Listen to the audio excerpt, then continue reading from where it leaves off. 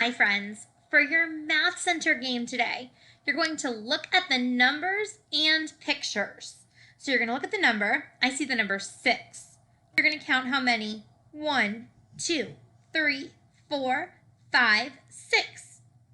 Then you're going to use our counting cubes, our snap cubes, and you would drag 6 over into the tens frame. Then look at these cool little marbles here. You're going to drag these over to build the number. So do you see how there's 1, 2, 3, 4, 5? You'd build it all the way around to the number. Let's click to the next slide and I'll show you an example. So here we have the number 1. I would pull over 1 cube.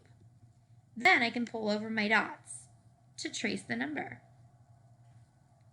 You can do a pattern. You can use all the same colors. I'm going to go straight line down, then you're done. That's how you make the number 1. So see how I'm pulling over my marbles to build the number 1.